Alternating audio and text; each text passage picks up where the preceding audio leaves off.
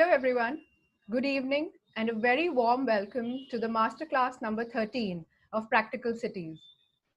Our subject for the day is landscape urbanism, where we would be talking and exploring the best practices from the island city-state of Singapore. We are also very glad to announce to you that with this masterclass, we are introducing our third theme, urban planning and design, where we would be collaborating with urban professionals to explore the best practices in urban planning, urban design, and the management of public spaces all around the world. Before we begin our masterclass, I would like to tell you all about the initiative. The Practical Cities initiative is started by a group of young professionals from varied fields to motivate and encourage all urban enthusiasts who wish to learn about practical and on-ground solutions by urban experts that have moved towards making our cities more livable and sustainable. This brings me to introduce our speaker for the day from Singapore, Mayura Anil Patil. Mayura is a landscape architect by profession with an immense passion for bringing nature back to the cities. She has an architecture degree from Mumbai University and a master's degree in landscape architecture from the National University of Singapore. During her academic years, she has won several awards for her work, including a gold medal for the Best Design Showcase by the Singapore Institute of Landscape Architects. Mayura currently works as a landscape architect at the National Parks Board, an agency of the Ministry of Development, Government of Singapore. As a government official, she works on projects ranging from strategic planning to designing and developing public parks. Before working for the Singapore government, she has worked on a few municipal projects in India as well, which include the pedestrianization of an arterial road in Thane, where a dedicated land for vehicular traffic was relocated to create green spaces for people biodiversity. Mayura has also worked as a researcher at the National University of Singapore for the project Uncovering Ecological Design Potential to Promote Spontaneous Growth of Plants in a Tropical City. She has previously worked with an award-winning landscape architecture firm, Grant Associates, where she worked on various projects and competitions in the Asia-Pacific region. Throughout her career, she has proved her belief in evidence-based work and that is eco-sensitive and eco-centric to develop climate and community resilience. So welcome to the Practical Cities Initiative, Mayura. We're very glad to have you here. So it's my pleasure to be here, and today I'm going to talk about different practices in landscape urbanism in case of Singapore, in the context of Singapore. So yeah, we'll move on to my presentation. It's the mighty green dot, and yeah, as I said, I'll be explaining about a few practices in landscape urbanism from Singapore, including a few examples of master planning projects at landscape level. So Mayura, the title is really interesting, the mighty green dot. Maybe we can begin by talking about the mighty green dot itself first. Sure.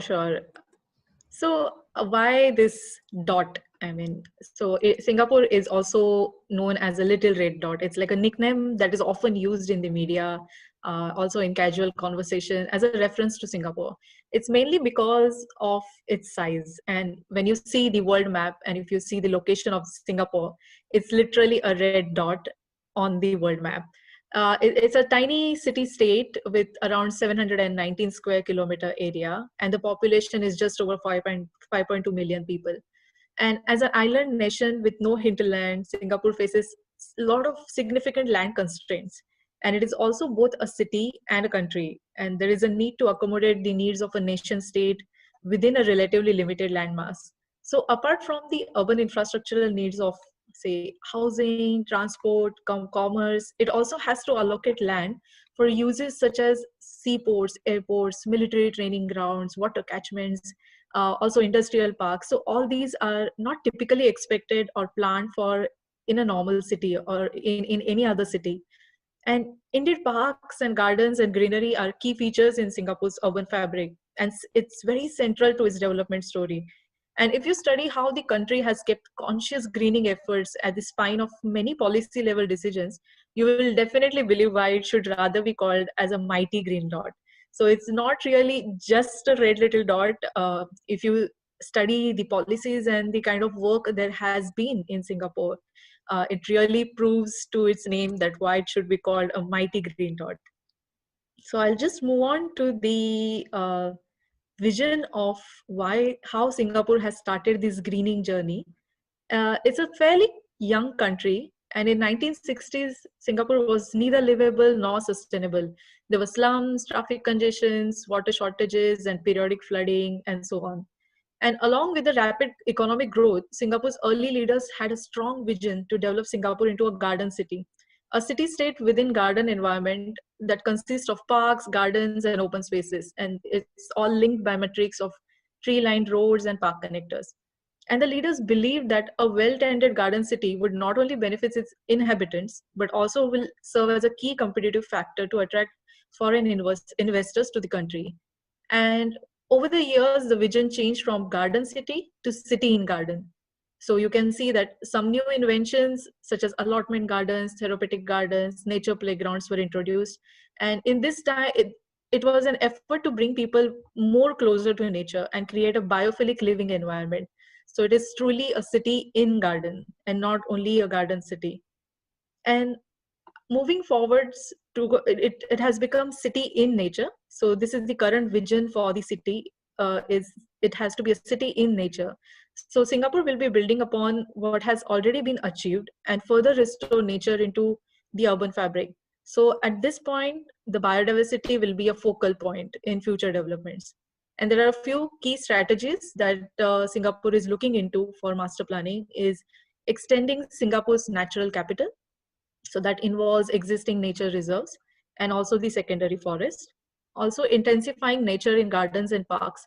So we will be re-looking into how we design parks and gardens. Also to restore nature into the urban landscape. So I will explain one of the projects that has already been started from part of a master plan, and also to strengthen the connectivity within Singapore's green spaces. So there are interventions such as park connecting networks, so that thinks about a larger scale master plan where different nature areas are connected all together. To give an administrative overview of executing these policies, in 1960s, the Garden City Initiative was established. And I'm going to emphasize on the years so that we know that it's a very young city, very young country.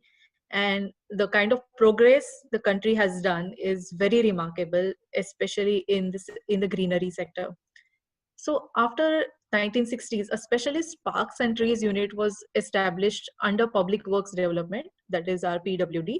So after almost a decade, a separate department was started in Ministry of National Development with focus on nature conservation amidst the rapid urban development. In 1990s, the National Parks Board was established to improve the parks, nature reserves, as well as park connecting networks. And currently, the NParks team comprises of various expertise such as planners, designers, biodiversity experts, conservation experts, and so on. And this shows that the greening policies are incorporated at planning stage from the very beginning. It's not something that comes at a later stage, but it has to be from the root level. So I will move on to explain you about one of these master planning projects that talks about how involving landscape architects at the early stage of policy making gives such beautiful results at the end. So what is PCN? A PCN is basically Park Connector Network, and it was first conceptualized in 1990s as an island-wide greenery network that connected parks, nature areas, and open spaces. And the Park Connector network has creatively transformed underutilized or vacant spaces along roads, overpasses, and drainage reserves into bridging public spaces that link scattered parks. And these are shared pathways for pedestrians, joggers, as well as cyclists. And today it has evolved into a network of green corridors that brings communities together and provides opportunities for more recreational options for different interest groups. And as you see in the map, there are different regional park connector loops connecting major green spaces. And there are also carefully designed inter-regional connections that has established a mature cycling network in most of the prominent residential areas all over Singapore. And these PCNs also act as eco corridors. They also act as ecological corridors where thoughtfully proposed planting along these PCNs act as stepping stones for key natural habitats in the city. So what do we mean by that? It's a network of green ecological pathways with fast growing native trees and shrubs were intentionally planted to attract native fauna. And this also starts encouraging residents to appreciate nature at their doorstep and fostering the environmental stewardship. And again, it also establishes close relation between people and nature that will foster the city in nature vision. So how these park connector networks are designed at a planning level is there are two main typologies that look into utilizing these unused narrow linear strips by converting them into landscape recreational corridors. So these two typologies are along the roads and the second one is along waterways. So we have to keep in mind that these are the spaces where there are a lot of other things going on under the earth, like there are services and there are drainages. So we had to keep in mind that this work will involve a lot of interagency work. It's not only one division's or one agency's job. So there are different agencies such as one dedicated for road development called Land Transport and Authority. There is also PUB, that is the Public Utilization Board. So we have to work with these other agencies to make sure that it's a foolproof, it's a future-proof project altogether. So first generation park connectors were very basic tree-lined trails, simply furnished with benches and banes. But in terms of implementation, the biggest challenge was, and it still is, it's to find enough space in a heavily built up environment. So if you remember the size of Singapore and the rapid urbanization, it's a very small city. So there is always a fight to get enough space for greenery. So it is often difficult to imagine where this additional space for the park connector would come from. And as there will be different users, such as cyclists and and, and pedestrians, we have to make sure that there is enough space dedicated for all the users. So there has been a close cooperation with other government agencies and private landowners, which was very necessary to ensure that the right spaces were safeguarded in the larger interest of public recreation. And in this respect, having design considerations and clear typologies ready upfront were useful during stakeholder discussions and negotiations. Where connections were not really ideal, management solutions were implemented, such as barriers to slow down cyclists or signs asking them to dismount and push their bikes and so on. And there has also been other supporting infrastructure such as lighting, toilets, shelters, dedicated bicycle crossings, and wayfinding signage. So it all comes as part of the planning process. So it's not only just a simple pathway, but it also comes as a complete package of resting points, water points, toilets, wayfinding signage, etc. So how this park connector network was implemented is it started in 1991, where a pilot project was tested out first between multiple interagency discussions. And after testing, after executing this pilot project, the results of how people are using this park connector network was analyzed and studied. And the popularity of the pilot projects led to the launch of PCN program eventually. And the implementation of park to park recreational green links became a mainstay in the master planning of the city. So it's a very big success where a landscape planning thought eventually turns into this very important spinal thing when we are designing a master plan for the whole country.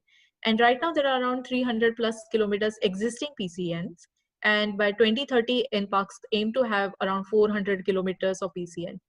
And I will again highlight you, do remember that it's a very tiny place. So considering 400 kilometers of PCN, it's a very well mature and very integrated cycling network in the whole country. Moving on to one of the complementary projects that is currently going on is around Island Route.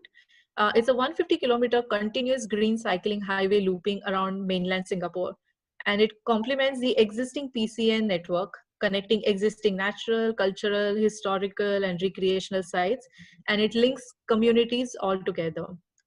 You can see that it also connects diverse natural and urban landscape throughout the perimeter of Singapore, including nature reserves, beaches, wetlands, farmland, also residential heartlands, business parks, and downtown districts.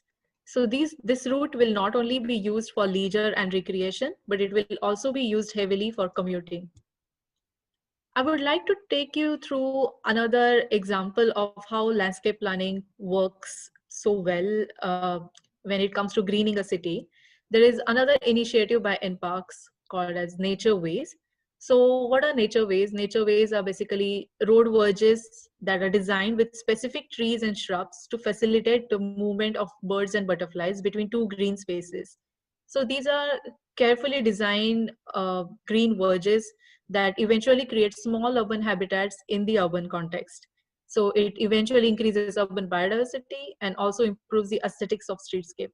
And there have been a lot of researches and studies that how people have started connecting to these nature ways.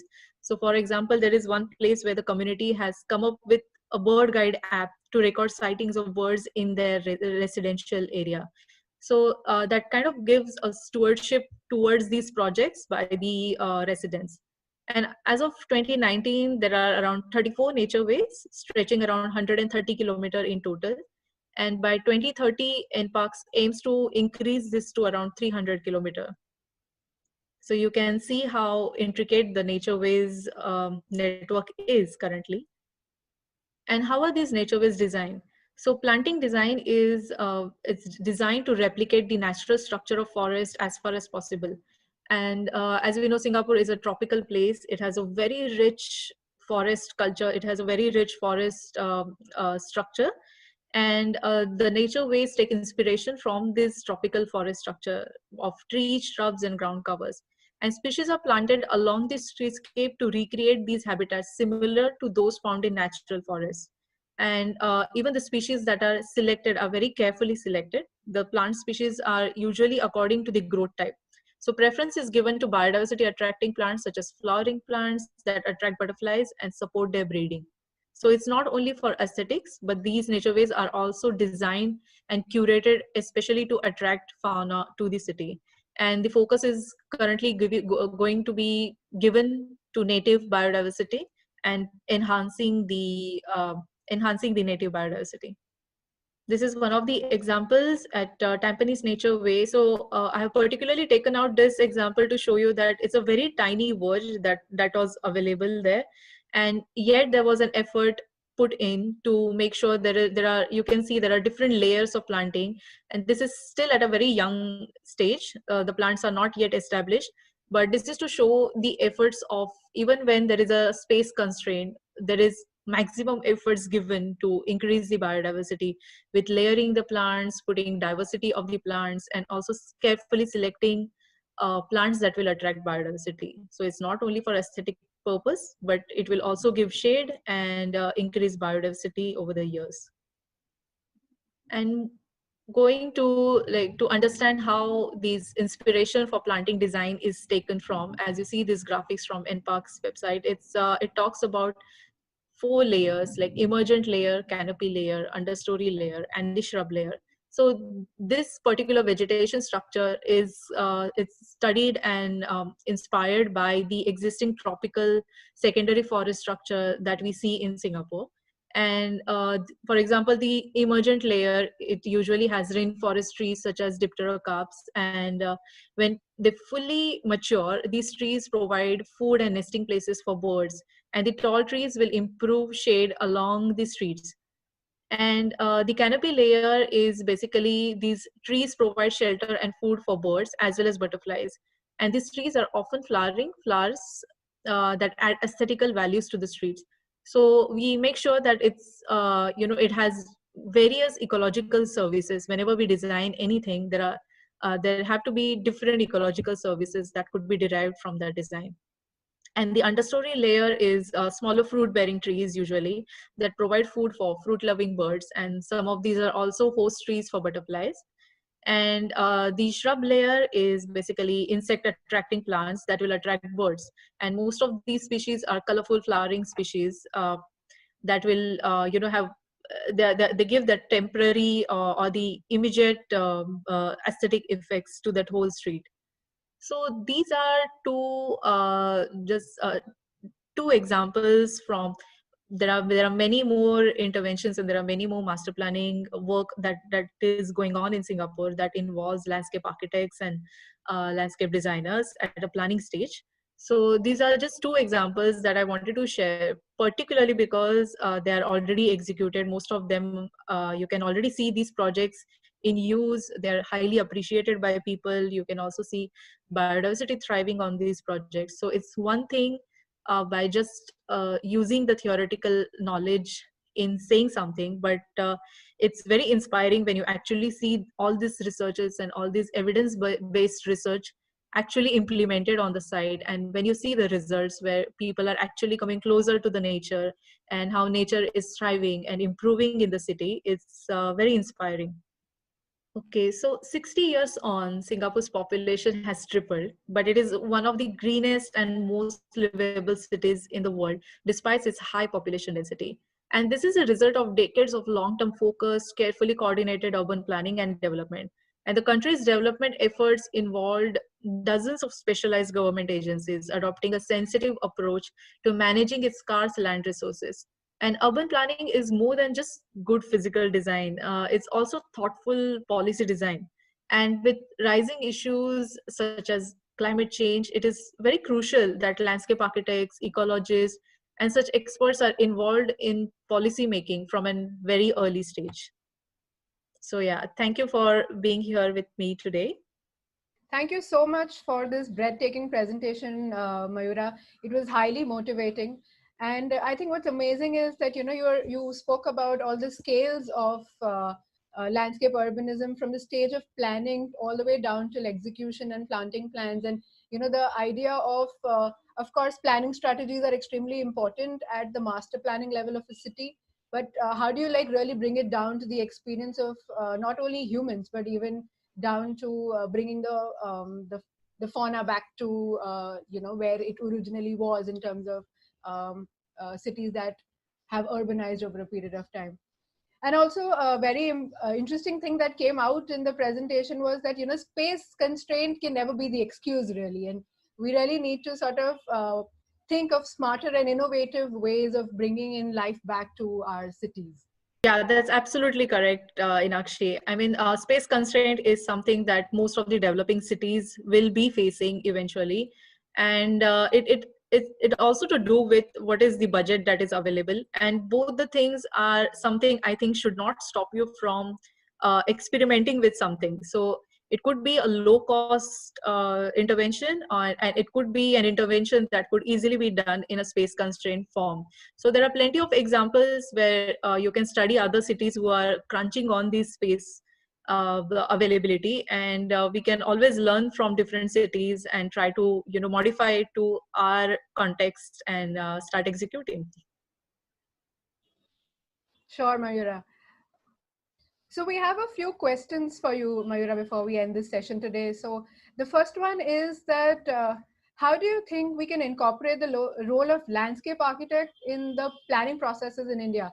Because currently landscape architects are not really actively working at the urban local body level for planning the various development plans of cities. So how do you think we can sort of incorporate landscape architects in the process? Okay, that's a very valid question. And in a developing city, in a developing country, landscape has always put down as it's not even secondary, it's as a tertiary thing that a city needs. But we have to understand that the climate change is here, and we cannot really push these things away now. We have to prioritize the environment as soon as possible. And I think it should also be started from the education level. The way we look at landscape architecture from the academic point of view has to improve, and has to, that is the place that will eventually give the due credit that the field needs. And it has already been started all over the world. People have started acknowledging landscape architects in the planning process. And it's time that we start highlighting these issues more than just when we talk about urban development. We don't really look into how the city is going to react to different climate change scenarios in 100 years. And that is the most important reason why we need landscape experts, not only landscape architects, but ecologists and conservationists at this point of the time, to be heavily involved and deeply involved in planning processes.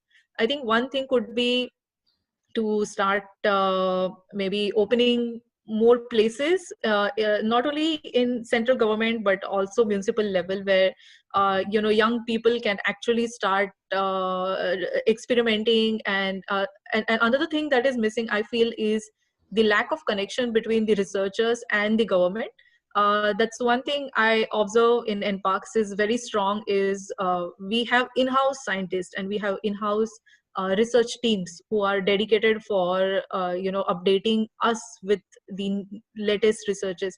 So that's one thing that we have to keep looking out for, is the research that is going on in all our prominent universities, and making sure that the government takes lessons from that and starts implementing it on ground. Right, right. So my second question is that how do you think that the cities of developing countries can incorporate the ideas of landscape urbanism at their planning and implementation stages of various development plans that our cities have prepared? I think the most important thing is to have the concept plan before the master plan. I mean, understanding what is the vision that you have for the city, how the city is going to thrive with rapid urbanization, increasing population, with migration, climate change, and all these very crucial urban issues in next 50 to 100 years. And once we have that vision clear, only then we can actually start implementing these administrative things of maybe starting different divisions where landscape architects and experts are actually part of these planning teams. But the key of everything will be just prioritizing these environmental issues at the correct stage, and the stage is now. I think it has to start as soon as possible before it's too late. Right. Thank you, Mayura. And so the last question that we have is, like you already have spoken a bit about budgets, that they're always constrained for such projects. So the question is that with the projects that NParks is currently working on, are the projects mostly funded through government budgets, or are there alternative sources for funding in terms of private engagement or through PPP models? So NParks is a government agency. It's a statutory board under Ministry of National Development. So all these projects that I explained are government funded.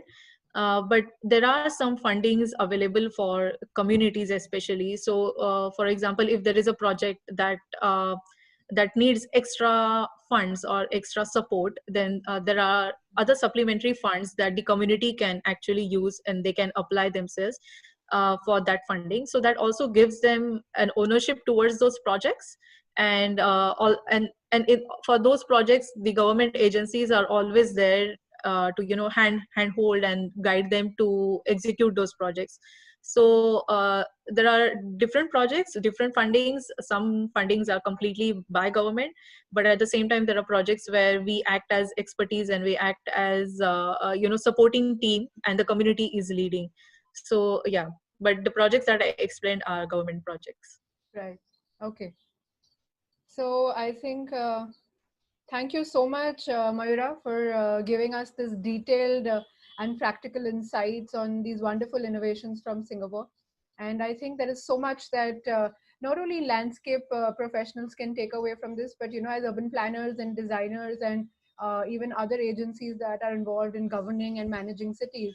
I think all of us need to come together to sort of realize the importance of landscape, not only as part of preserving ecologically sensitive areas in the city, but also bringing them back to the neighborhood level for people to actually enjoy and be a part of nature while living in the cities. That's absolutely correct, Inakshi. I completely agree with you. And I feel when people are involved and when people get closer to nature, when they start observing all these biodiversity that is thriving in the city, that is when we will be actively implementing further projects from government level as well as from the private sector. So that is very crucial, that is very important, that we should not only look into conservation, which is of course the utmost priority, but at the same time look into how we can bring it back wherever we have already urbanized and wherever we have already developed spaces. It's very crucial that we think about how to bring back the nature. Right. So a big thank you to all our viewers also today for joining us this evening. And to know more about our initiative, follow us on Twitter, LinkedIn, Facebook, and Instagram, and also YouTube. Thank you very much, everyone. Also, we would be posting a few links from the presentation today in the description section below. So you can, if you would like more information, you can access that. So stay healthy, stay happy, everyone. See you next masterclass. Thank you very much.